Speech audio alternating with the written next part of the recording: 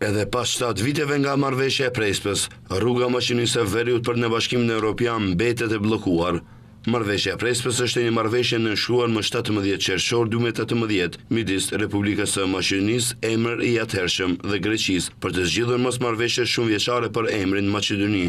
Përmbajtja kryesore e marrëveshjes ishte pikërisht ndryshimi i emrit të shtetit, me çka Maqedonia pranoi ta ndryshojë emrin zyrtar në Republika e Maqedonisë së Veriut. Maqedonia e Veriut bëri ndryshime në kushtetutë për të reflektuar emrin e ri dhe për të garantuar se nuk ka pretendime territoriale ndaj Greqisë. E pas kësaj marrëveshje, Greqia hoqi veto ndaj integrimit euroatlantik të Maqedonisë së Veriut dhe vendi u antarësua në NATO më 27 mars 2020.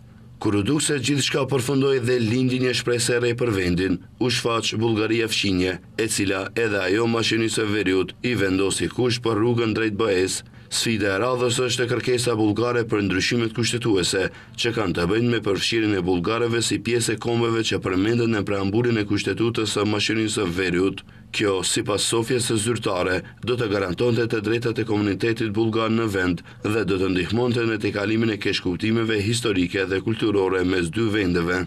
Kjo kërkesë është bërë pjesë të ashtuquajturit propozimi francez, një paket kompromisi e ndërmjetësuar nga presidenca franceze e BE-s në vitin 2022, që synonte të zhbllokonte procesin e zgjerimit.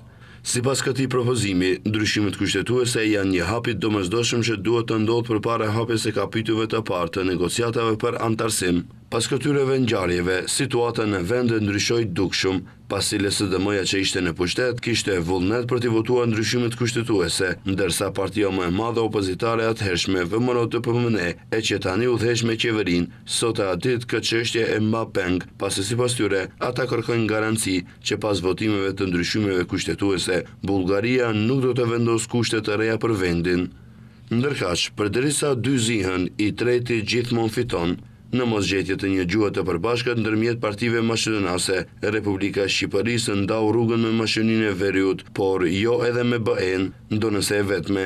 Ajo ka vazhduar rrugën dhe gjithnjë më shumë është afër BE-s, pasi Shqipëria për dallim nga RMV-ja ka regjistruar progres në rrugën drejt integrimeve.